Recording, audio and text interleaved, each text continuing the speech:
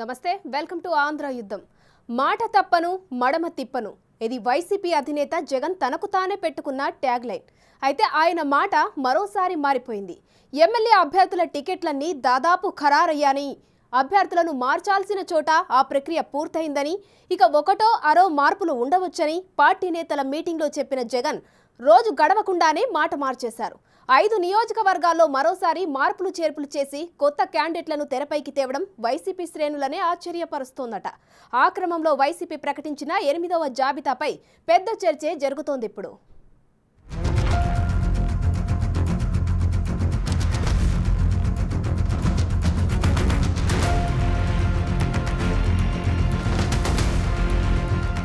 ప్రతి ఒక్కరూ కూడా రెట్టించిన ఉత్సాహంతో పోండి.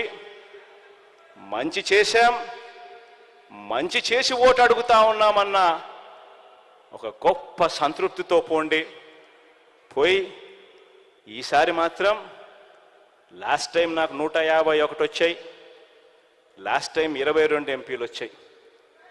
ఈసారి మాత్రం 175కు 175 రావాల్సిందే. ఆ దిశగానే అడుగులు పడాలి. 25కి 25 ఎంపీలు రావాల్సిందే అన్న దిశగానే అడుగులు పడాలి. ఆ దిశగానే అంతే కాన్ఫిడెన్స్తో అడుగులు వేయమని చెప్పి మీ అందరికీ కూడా all the very best wishes తెలియజేస్తూ, మంగళగిరిలో తాజాగా 2200 మంది పార్టీ ప్రతినిధులతో భారీ వర్క్షాప్ నిర్వహించిన వైసీపీ అధినేత జగన్ వైనాట్ 175 అంటూ తన టార్గెట్ ఏంటో మళ్లీ స్పష్టం చేశారు. క్యాడర్ని ఎన్నికలకు సన్నద్ధం చేయడానికి నిర్వహించిన ఆ వర్క్షాప్లో అభ్యర్థుల మార్పులు చేర్పులపై పెద్ద క్లారిటీనే ఇచ్చారు. ఎమ్మెల్యే, ఎంపీ అభ్యర్థుల టికెట్లన్నీ దాదాపు ఖరారయ్యాయని, మార్చాల్సిన వాటిలో 99% పూర్తి చేశానని, మిగిలిన అరకొర కూడా పూర్తవుతాయని ప్రకటించారు. అలా చెప్పి గంటలు గడవకముందే ట్విస్ట్ ఇచ్చారాయన.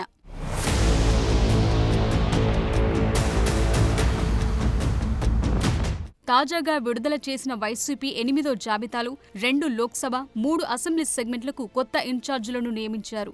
అందులో 3 చోట్ల ఇప్పటికే ప్రకటించిన కొత్త ఇన్ఛార్జీలను మార్చి 3వ వారిని తెరమీదకు తెచ్చారు. గుంటూరు లోక్సభ నియోజకవర్గ పార్టీ సమన్వయకర్తగా శాసనమండలిలో ప్రభుత్వ చీఫ్ విప్ ఉమ్మడి వెంకటేశ్వర్లు కుమారుడు ఉమ్మడి వెంకటరమణను ఈ నెల 2న నియమించారు జగన్. అయితే ఆయన ఆ బాధ్యతలకు దూరంగా ఉండడంతో రమణను తప్పించి ఆయన స్థానంలో ఉమ్మారెడ్డి వెంకటేశ్వర్లు అల్లుడు, పొన్నూరు ఎమ్మెల్యే కిలారు రోషయ్యను నియమించారు.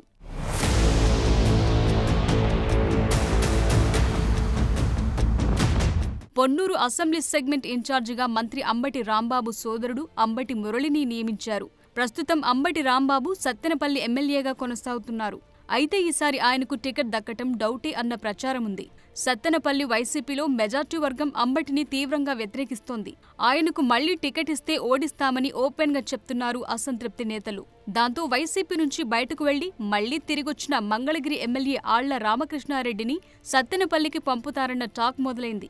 ఈ నేపథ్యంలో రాంబాబును ఇక పక్కన పెట్టినట్లేనని, అందుకే ఆయన తమ్ముడికి టికెట్ ఇచ్చారన్న అభిప్రాయం వ్యక్తమవుతోంది.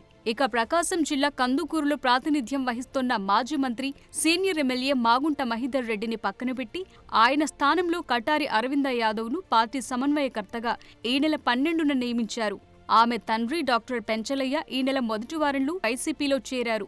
అప్పుడు ఆయనతో పాటొచ్చిన కుమార్తె అరవిందను కందుకూరు ఇన్ఛార్జిగా ప్రకటించారు. అయితే ఆమె ఇంకా నియోజకవర్గంలో అడుగుపెట్టకుండానే కనిగిరి ఎమ్మెల్యే బుర్రా మధుసూదన్ యాదవ్ను కందుకూరు కొత్త ఇన్ఛార్జిగా ప్రకటించడం విశేషం.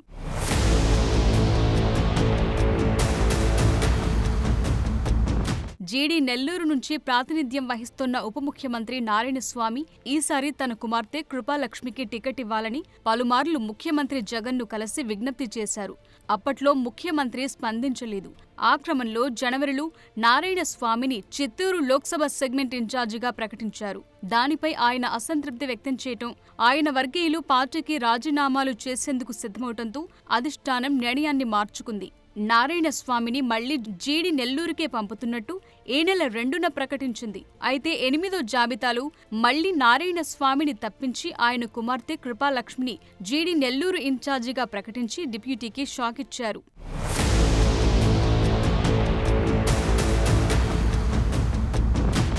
ఒంగోలు లోక్సభ పార్టీ సమన్వయకర్తగా చెవిరెడ్డి భాస్కర్ రెడ్డిని వైసీపీ పెద్దలు గత నెలలోనే ఖరారు చేసినప్పటికీ సిట్టింగ్ ఎంపీ మాగుంట శ్రీనివాసులు రెడ్డి తనంతట తానుగా పార్టీని వీడి వెళ్లే వరకు వేచి చూశారు.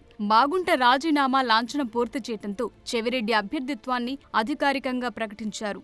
ఏదేమైనా ఇప్పటికే వైసీపీ మారుస్తున్న ఇన్ఛార్జీల్లో టికెట్ దక్కుతుందా లేదా అన్న అనుమానాలున్నాయి. తాజా జాబితాలో జరిగిన మార్పులు చేర్పులతో ఆ అనుమానాలు మరింత పెరిగిపోతున్నాయట.